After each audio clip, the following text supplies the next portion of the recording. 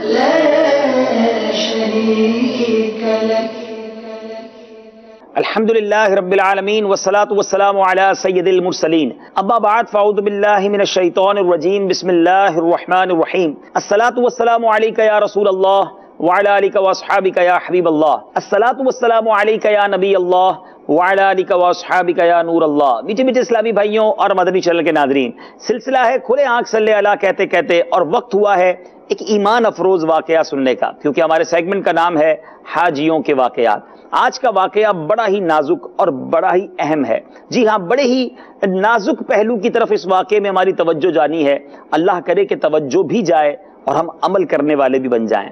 نہ صرف حاجیوں کے لیے واقعہ اہم ہے، بلکہ عام اسلامی بھائیوں اور اسلامی بہنوں کے لیے بھی شاندار اس میں میسج، حیا کا میسج موجود ہے. دعوت اسلامی کے اشاعتی ادارے مکتبۃ المدینہ کی مطبوعہ 397 صفحات پر مشتمل کتاب پردے کے بارے میں سوال و جواب صفحہ 39 تا 341 پر یہ واقعہ موجود ہے کہ حضرت سیدنا سلیمان بن یسار علیہ رحمت اللہ الغفار انتہائی متقی اور پرہیزگار اور بے حد خوبرو اور حسین نوجوان تھے. سفر حج کے دوران مقام ابوا پر ایک بار اپنے خیمے میں تنہا تشریف فرما تھے.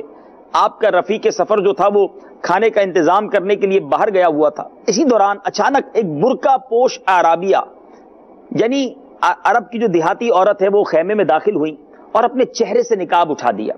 اس کا حسن بہت زیادہ فتنہ برپا کر رہا تھا. کہنے لگی کہ مجھے کچھ دیجئے.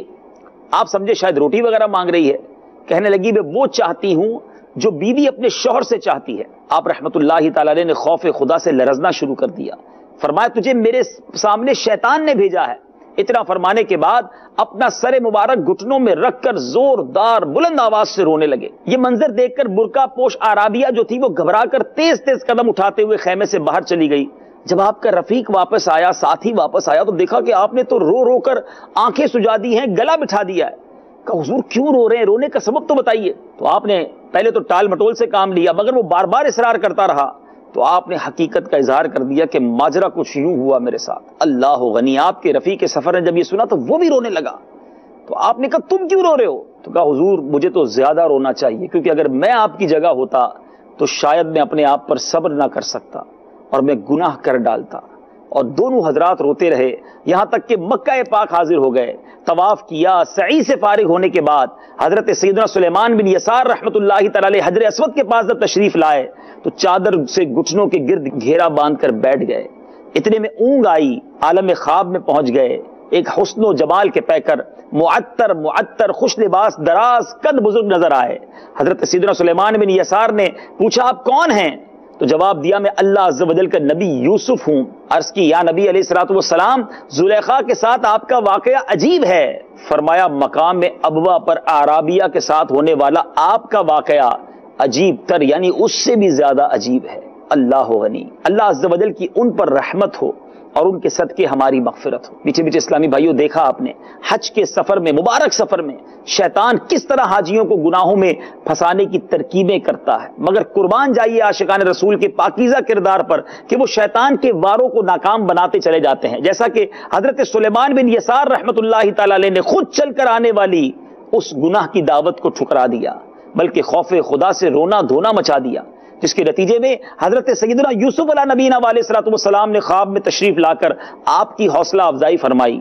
بہرحال دنیا اور آخرت کی بھلائی اسی میں ہے کہ کوئی دیکھے نہ دیکھے، بندہ یہ خیال رکھے کہ مجھے رب دیکھ رہا ہے. بالخصوص سفر حج میں میرے میٹھے اسلامی بھائیوں، چونکہ دنیا بھر کی خواتین ہوتی ہیں، چہرے پر نقاب بھی نہیں ہوتا، مگر ہمیں اپنی آنکھوں پر نقاب ڈالنا ہے. مرد اسلامی بھائیوں کو نگاہیں جھکا کر رکھنی ہے، کہیں ایسا نہ ہو سارا سفر بیکار ہو جائے. شیطان بہت مکار ہے. بعض اوقات خیموں میں مرد و عورت ساتھ ہو جاتے ہیں، بعض اوقات منہ بولے بھائی بہن بنا لیا جاتا ہے. سفر میں چونکہ خواتین اور اسلامی بہنیں ساتھ ہوتی ہیں تو بلا تکلف ایک دوسرے سے گفتگو شروع کر دیتے ہیں. نہیں میرے میٹھے اسلامی بھائیوں، ویسے تو ہر جگہ حیا کا دامن تھامے رکھنا ہے، مگر اس سفر میں تو اور زیادہ احتیاط کرنی ہے. حرم پاک میں ایک نیکی لاکھ نیکی کے برابر ہے، تو وہاں ایک گناہ بھی لاکھ گناہ کے برابر ہے. یاد رکھیے، اللہ مجھے بھی با حیا بنا دے، آپ کو بھی با حیا بنائے، اور ہمیں اللہ کرے یہ احساس ہر وقت ہمارے ساتھ رہے، میں اکیلا ہوں یا کسی کے ساتھ ہوں، کہ اللہ دیکھ رہا ہے. آمین بجاہ النبی الامین صلی اللہ تعالی علیہ وسلم. مدنی چینل دیکھتے رہیے، پھر انشاءاللہ ایک اور واقعہ لے کر حاضر ہوں گے. آئیے چلتے ہیں سلسلے کی طرف.